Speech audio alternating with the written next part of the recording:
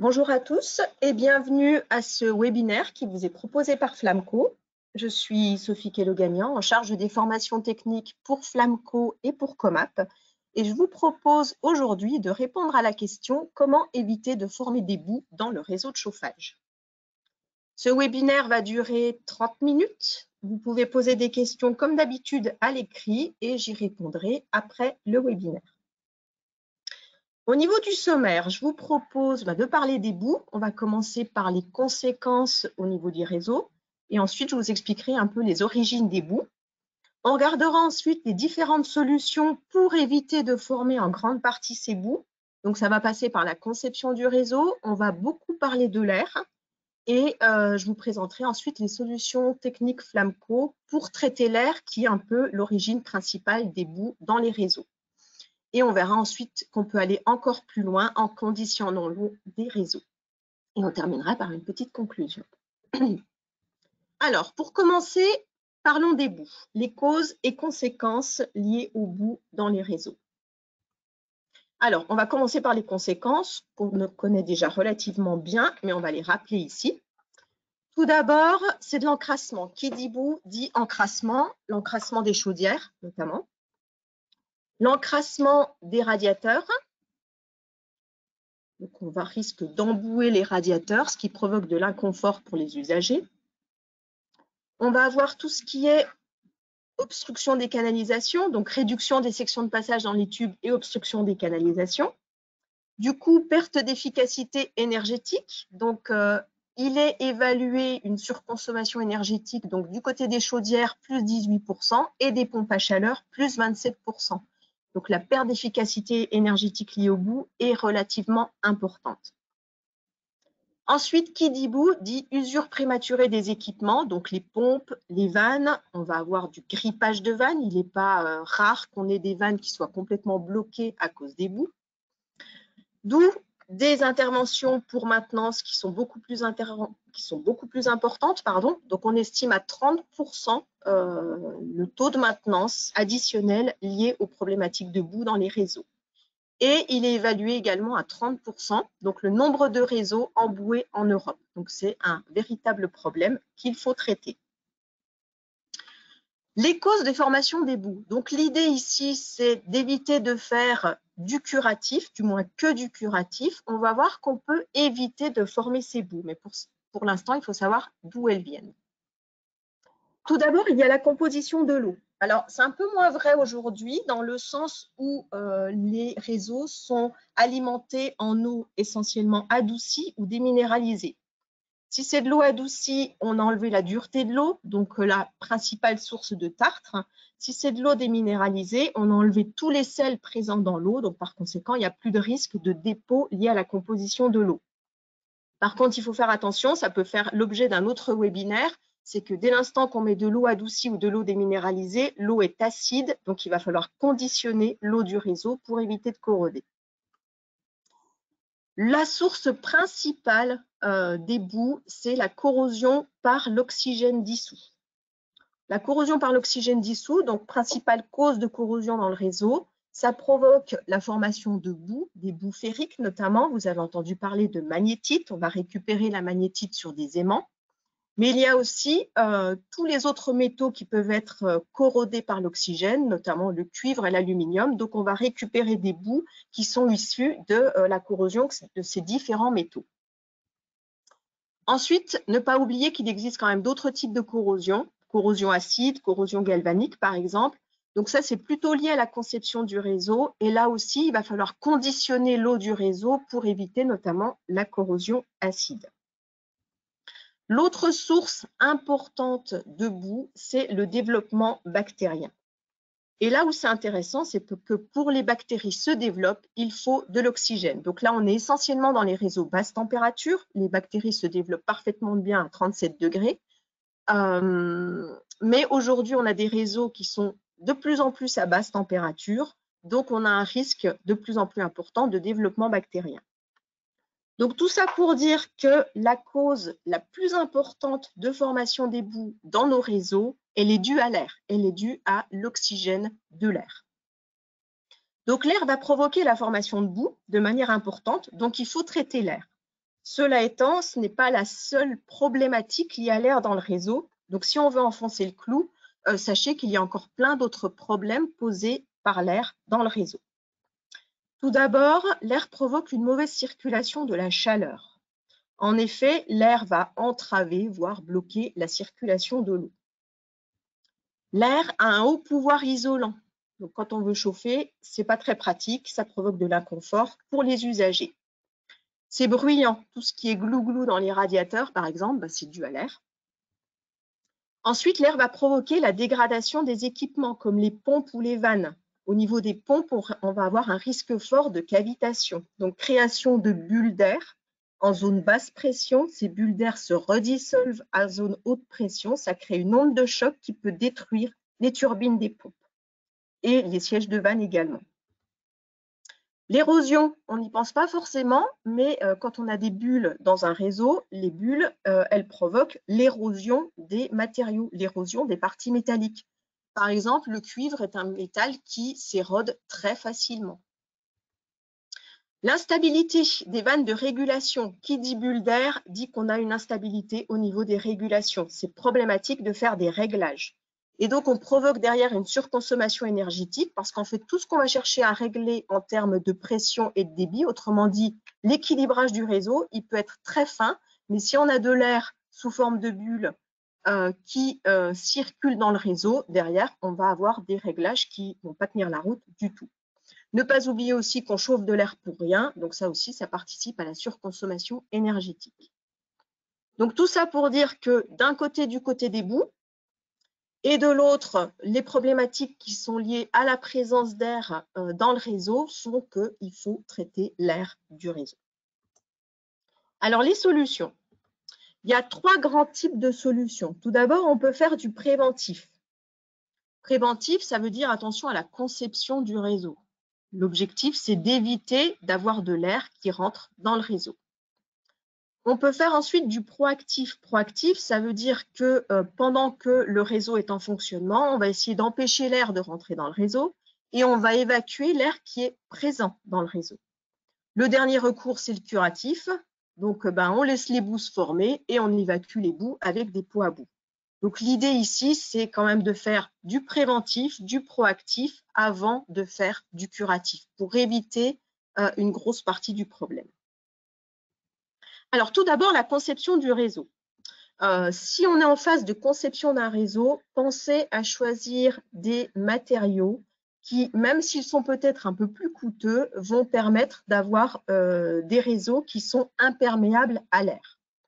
Pensez au multicouche. Le multicouche contient une lame d'aluminium qui le rend complètement imperméable à l'air. L'air ne pourra pas pénétrer dans le tube et donc ne pourra pas se dissoudre dans l'eau. Pensez également aux produits type PER 5 couches. On sait que le PER nu est très poreux à l'air. Donc, on peut dissoudre facilement 5 mg d'oxygène par litre d'eau quand on a du PER nu. Cette quantité descend à 0,1 mg d'oxygène par litre quand on utilise du PER 5 couches, donc avec une barrière anti-oxygène à l'intérieur. C'est le cas notamment du pentaperte de Comap. Donc, pensez à ces matériaux qui sont non poreux à l'air, donc ça permet de mettre déjà naturellement une barrière à l'oxygène de l'air pour éviter qu'il ne rentre dans le réseau. Aujourd'hui, en termes de coût, on estime à 30% le coût de construction d'un bâtiment et à 70% le coût de maintenance. Donc, tous ces aspects, donc pensez à la conception du réseau, éviter les matériaux poreux, ça peut permettre de diminuer les coûts de maintenance et notamment diminuer les interventions liées à ces problèmes de purge d'air dans le réseau. Une fois qu'on a parlé de la conception, maintenant on va regarder dans la vie du réseau, on va faire en sorte de traiter l'air. On veut éviter de former des boues, donc on va essayer de limiter les entrées d'air et comme l'air va de toute façon rentrer dans le réseau, on va l'évacuer. Mais la première question à se poser si on veut traiter l'air, c'est savoir sous quelle forme on va trouver l'air dans le réseau. En fait, il y a 3 formes. La première, c'est les grosses bulles, ce qu'on appelle les macrobulles, qui va former en fait les poches d'air qu'on va retrouver en point haut du réseau. Ensuite, il y a les microbulles, toutes les petites bulles qui ne sont pas forcément visibles à l'œil nu. C'est ce qui rend par exemple l'eau blanchâtre. Donc, toutes ces microbules, en fait, elles vont circuler avec le flux, donc beaucoup plus difficile à piéger. Et ensuite, vous avez l'air dissous. L'air dissous, il est complètement invisible.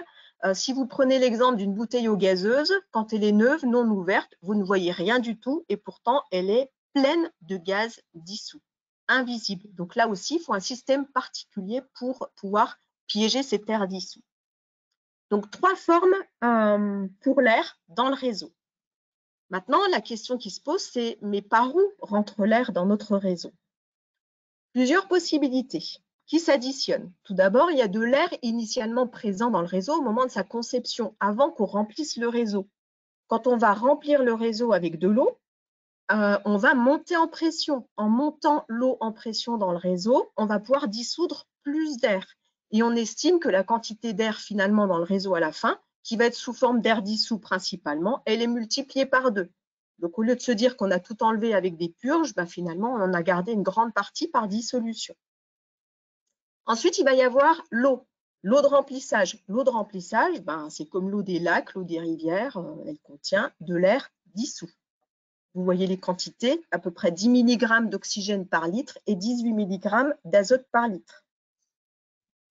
L'eau d'appoint, pareil, comme l'eau de remplissage, l'eau d'appoint contient de l'air dissous. Donc, quand on remplit le réseau, quand on fait des appoints, on ramène de l'air.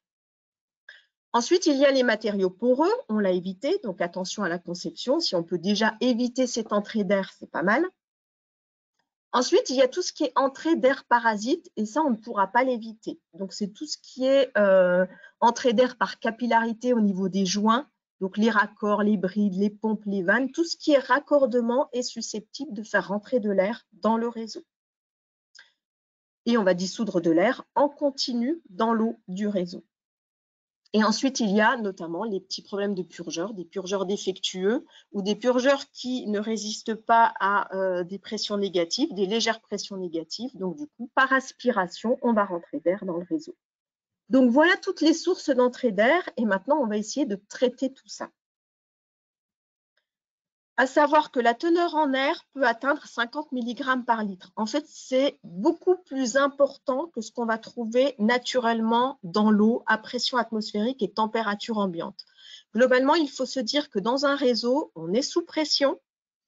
Par conséquent, l'air peut se dissoudre facilement et on peut rentrer des quantités d'air qui sont très importantes. C'est comme une bouteille d'eau gazeuse. Au moment où vous ouvrez une bouteille, elle est pleine de gaz. Ben, tant qu'elle est en pression, on a énormément de gaz dissous. C'est pareil pour l'air. Donc, c'est vraiment un problème majeur à traiter. Alors, comment on va évacuer l'air de notre réseau et comment on va l'empêcher d'entrer? Je vais vous présenter maintenant les solutions techniques. Alors, vous voyez ici donc, le petit bonhomme qui dit « je vais mettre des purgeurs ». Il y a encore pas mal d'idées reçues qui font dire que ben, dès l'instant qu'on a mis des purgeurs d'air, c'est bon, l'installation elle est équipée pour évacuer l'air, il n'y a plus de problème. Et ben, vous allez voir que c'est complètement faux. Les purgeurs sont nécessaires, mais ils ne sont pas suffisants. Alors, les solutions techniques de manière générale. Je reviens sur ma slide où on a les différentes formes d'air dans le réseau, donc les grosses bulles, les microbules et l'air dissous. Pour enlever les poches d'air, là, il n'y a pas de secret, c'est le purgeur d'air. On va évacuer l'air en point haut. Là où c'est important, c'est que le purgeur d'air est efficace quand le réseau est à l'arrêt. Dès l'instant que le réseau est en exploitation, l'eau circule, embarque l'air et on a beaucoup de difficultés à former des poches d'air. Par conséquent, ça veut dire que la majeure partie de l'hiver, par exemple, votre réseau fonctionne et l'air se promène dans le réseau, on n'arrive pas à l'évacuer.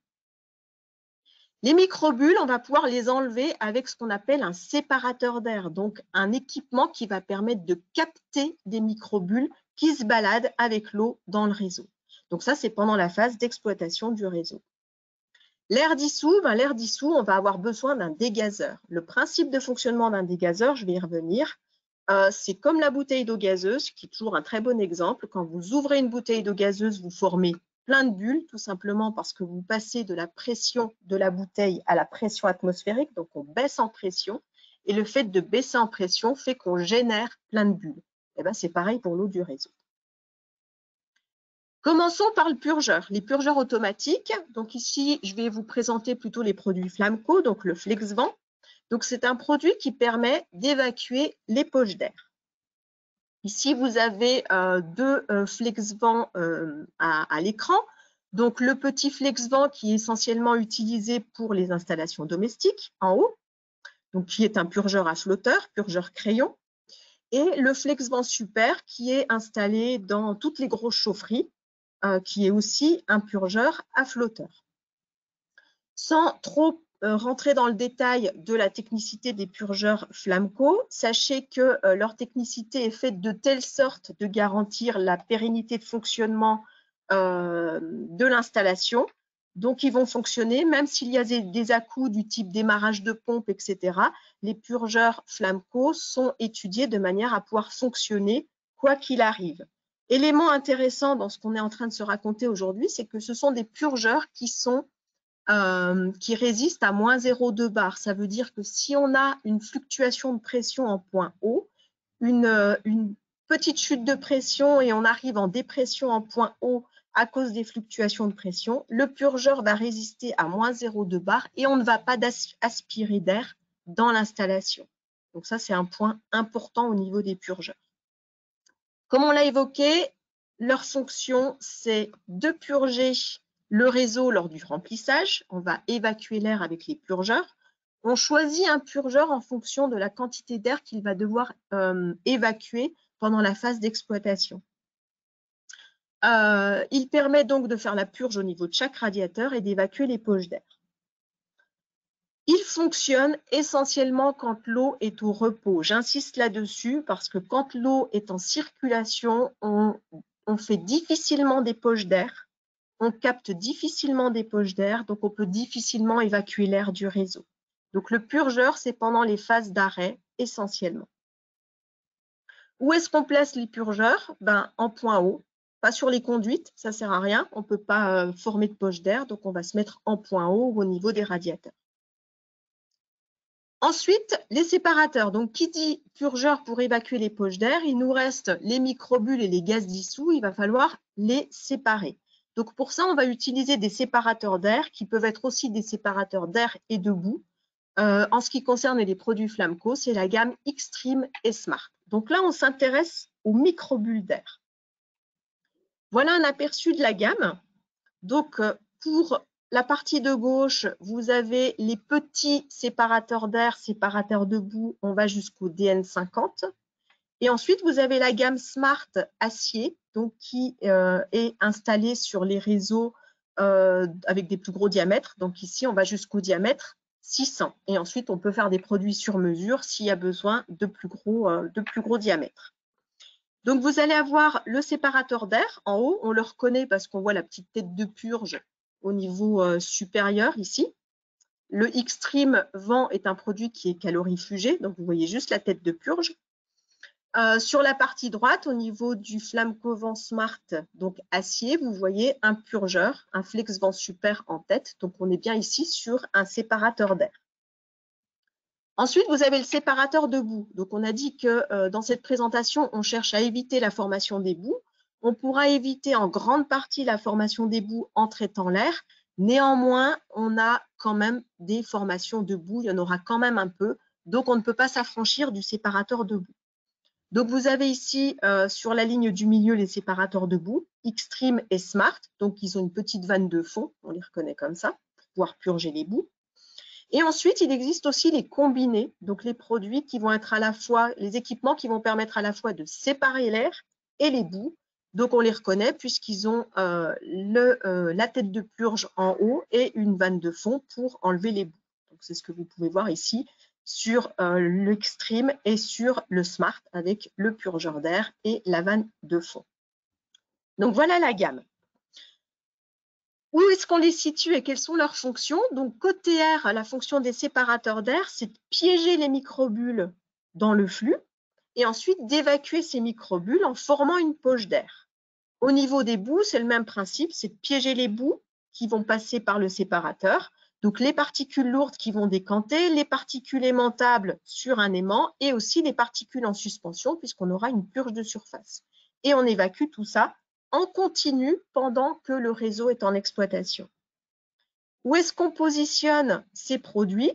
Au niveau du séparateur d'air, on va plutôt le positionner au départ chaudière, parce que l'eau est chaude, contient moins d'air dissous, donc on aura beaucoup de bulles à récupérer. Le séparateur de boue, classiquement, on va le mettre en amont de la chaudière pour protéger l'échangeur de la chaudière contre la boue. Et le combiné, de manière générale, on va le mettre sur le retour chaudière parce qu'on va privilégier la protection de l'échangeur de la chaudière plutôt que la partie séparation d'air. Donc, le combiné est plutôt sur le retour.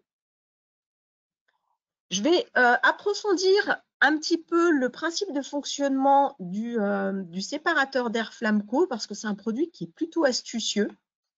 Vous l'avez ici schématiquement sur la droite, donc en coupe. C'est le combiné qui est affiché, donc on le reconnaît par son purgeur d'air en tête, sa vanne de fond en pied avec son aimant qui va permettre de récupérer la magnétite. Il faut savoir que sur les produits Flamco, l'aimant est de série, ce n'est pas une option. Vous avez donc la bouteille du séparateur d'air et de boue et la veine d'eau, donc l'eau qui arrive par la gauche et qui repart par la droite. L'idée ici, c'est que vous avez donc un racleur en fait à ce niveau-là. Si vous regardez les flèches noires, on voit que les flèches noires donc permettent de voir que le flux, en fait, on a 10% du flux qui va être dérivé dans la bouteille. Donc ici en haut, vous pouvez voir 10%, donc le flux dérivé. Donc on va casser la vitesse du flux. Par conséquent, les microbulles d'air vont pouvoir remonter à la surface, former une poche d'air qu'on va évacuer en point haut. Au niveau du bas, c'est pareil pour les particules de boue. On dérive toujours 10% du flux d'un côté et de l'autre. Les particules lourdes vont décanter vers le bas puisqu'on aura cassé la vitesse et on va pouvoir les récupérer en point bas en ouvrant la vanne de purge et en enlevant l'aimant de façon à pouvoir enlever toute la magnétite qui se forme. Ensuite, on a l'eau propre. L'eau propre va revenir par la cavité ici qui est derrière la plaque métallique. Et on voit que cette eau propre est renvoyée, c'est ce que vous voyez avec la petite flèche blanche dans le petit tube qui arrive en plein milieu de la veine d'eau. Donc l'eau est envoyée sous forme de jet en plein milieu de la veine d'eau et le fait d'avoir un jet fait qu'on va envoyer toutes les particules de boue et les bulles contre la paroi, ce qui fait qu'en dérivant 10% du flux, on embarque 40% des bulles et des particules. Donc, c'est ce qui rend ce produit astucieux, plus d'autres points. La résistance est très faible. C'est un produit avec lequel on n'a quasiment pas de perte de charge équivalente à une vanne à boisseau sphérique. Il n'y a pas de perte de charge. Donc, ça veut dire qu'on peut l'installer en neuf et en rénovation. En rénovation, on coupe, on prend le bon DN, on coupe, on installe le produit. Derrière, on n'a pas besoin de modifier les réglages de la pompe. Ça va fonctionner. Et ça fonctionne en continu. Il n'y a aucun apport d'énergie extérieure. Il n'y a pas de pompe associée, il n'y a pas d'énergie à apporter à ce produit. Il fonctionne tout seul de manière mécanique. Pas de maintenance, si ce n'est l'ouverture de la vanne de fond une fois de temps en temps de manière à évacuer les boues. Il n'y a aucune maintenance sur ce type de produit. Donc, il est plutôt astucieux. Maintenant, parlons du dégazeur. Donc, on a vu le purgeur pour les macrobulles, les poches d'air en point haut, le séparateur pour les microbules. Maintenant, on va s'intéresser au dégazeur. Le dégazeur Flamco s'appelle le Vacuumat Eco. Donc là, on s'attaque au gaz dissous. Voilà à quoi ressemble le Vacuumat Eco. Vous voyez sur le devant le pupitre de commande avec l'automate qui va permettre de le coupler notamment à un maintien de pression Flamco. À l'intérieur, vous pouvez voir la bouteille du Vacuumat. En tête, on a un purgeur d'air avec des capteurs, les capteurs permettant de voir si on est en train de purger de l'air ou pas. Tant qu'on purge de l'air, le système continue de fonctionner. Ici, vous avez aussi une pompe à vitesse variable, donc qui va permettre de gérer la pression, la dépression, enfin la chute de pression qu'on va générer dans la bouteille du Vacuumat. Le dégazeur, il va permettre d'évacuer les gaz dissous. Là aussi, il fonctionne en continu sur l'installation par cycle. En fait, il va faire des cycles toutes les 7 heures. Et tant qu'il évacue de l'air, il continue. Il va permettre de traiter également l'eau d'appoint et l'eau de remplissage. Donc, on peut traiter toute l'eau qu'on rentre dans l'installation de manière à ce qu'elle ne contienne pas d'air dissous. L'avantage, si on regarde un peu plus loin, c'est que dès l'instant qu'on rentre de l'eau qui ne contient pas d'air dans l'installation, c'est une eau qui est en capacité de dissoudre de l'air dès l'instant qu'elle va rencontrer des bulles et des poches d'air dans l'installation. Donc, si on regarde un peu au-delà, ça veut dire que c'est une eau qui a une capacité de dissolution importante et qui va permettre de nettoyer le réseau, entre parenthèses. L'emplacement, c'est sur le retour. Pourquoi sur le retour? De manière à avoir des températures plus basses, c'est toujours mieux pour les équipements. Je vais un petit peu développer le principe de fonctionnement. Là aussi, c'est plutôt intéressant. Ce qui est intéressant dans le produit Flamco, c'est qu'il est très abouti dans le sens où il va gérer la dépression. Pourquoi est-ce qu'il faut gérer la dépression? Puisqu'on a de l'eau chaude, il ne faut pas descendre trop bas en pression, autrement on risque d'entrer en ébullition. C'est-à-dire qu'à ce moment-là, on n'enlève plus de l'air, mais on enlève de la vapeur. Donc, il ne faut pas descendre trop bas, il ne faut pas se mettre trop bas sous vide. Autrement, on risque d'être en ébullition. À ce moment-là, le produit n'a plus du tout d'intérêt puisqu'on enlève de la vapeur d'eau et pas de l'air. Le cycle, c'est toutes les 7 heures et on va faire en sorte d'avoir une concentration d'air résiduelle, c'est-à-dire qui ne permettent pas d'avoir des problématiques trop lourdes liées à l'air dans l'installation. Au niveau du fonctionnement, on a donc ici le retour de notre réseau. Sur la gauche, la bouteille du vacuumat. Et en fait, le cycle démarre avec la pompe à vitesse variable qui va se mettre en route à grande vitesse.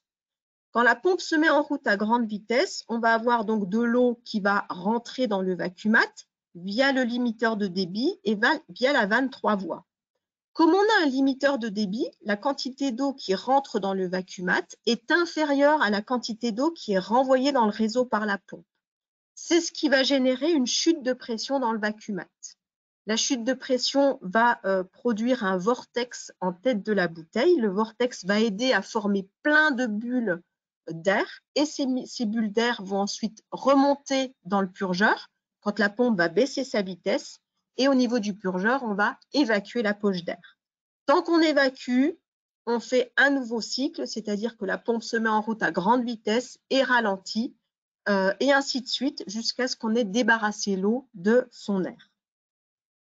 Vous pouvez voir sur la partie haute qu'on est aussi connecté au réseau pour pouvoir alimenter le réseau en eau d'appoint quand c'est nécessaire. Donc ça, c'est l'automate qui va le commander. Donc voilà le principe de fonctionnement. Ce produit, lorsqu'il est installé, va permettre de baisser le taux d'intervention de manière drastique. Au moins 5 fois moins d'intervention pendant l'hiver, voire plus. C'est ce qui fait que ce produit, en général, quand l'exploitant l'a essayé, derrière, il est convaincu et il continue avec ce type d'installation. Pour résumer, on a donc 3 technologies qui permettent de se débarrasser de l'air présent dans le réseau ou d'éviter de faire entrer de l'air dans le réseau, ce qui va permettre de limiter de manière très importante la formation des boues. Les purgeurs d'air, donc en point haut, plutôt efficaces quand le réseau est à l'arrêt, qui va permettre d'évacuer les poches d'air. Le séparateur d'air est debout, puisqu'on va quand même garder un séparateur de boue sur le réseau, qui lui permet d'évacuer les microbules. On capte les microbules en continu, on forme une poche d'air qu'on évacue en point haut. C'est lorsque le réseau est en fonctionnement qu'il est efficace. Et le dernier, qui est celui qui va permettre d'enlever tout le gaz dissous, donc le dégazeur, le Vacuumat-Eco de Flamco, qui fonctionne quand le réseau est en fonctionnement, qui va permettre de traiter l'eau de remplissage et l'eau d'appoint de manière à avoir un réseau propre. Donc, toute cette air qu'on va enlever avec ces 3 manières différentes, ce sont des manières qui sont des équipements qui sont complémentaires, va permettre d'éviter la majeure partie des problèmes de boue dans le réseau. Ensuite, on peut aller plus loin. Si on veut vraiment un réseau avec une eau de qualité, il va falloir penser à conditionner l'eau du réseau. En fait, la problématique, c'est qu'on a dit qu'on avait des entrées parasites d'air par capillarité au niveau des joints, des brides, etc. Le fait d'avoir cette capillarité fait qu'on va forcément dissoudre de l'air dans l'eau. Pourquoi? Parce que notre eau, même si on ne la traite pas, elle est complètement appauvrie en oxygène puisque dès l'instant que l'oxygène rentre dans le réseau, l'oxygène va réagir chimiquement par des réactions de corrosion. Donc l'idée, c'est de capter l'oxygène qui rentre avant que cet oxygène puisse réagir et corroder les parties métalliques. L'autre paramètre important, c'est qu'aujourd'hui, on met des eaux adoucies ou déminéralisées dans les réseaux. Donc, ce sont des eaux qui sont acides. Donc, il faut régler les caractéristiques de l'eau du réseau et notamment le pH. Donc, tout ça pour dire qu'il faut conditionner l'eau du réseau, donc rajouter des produits chimiques du type le Sentinel X100 par exemple, de manière à avoir une eau de qualité dans le réseau et de ne pas derrière provoquer des réactions de corrosion, notamment en fixant l'oxygène qui peut arriver par toutes ces entrées parasites. En conclusion, donc vous avez vu ici différents équipements. N'oubliez pas que HFC peut vous accompagner, donc avec des solutions techniques, vous l'avez ici.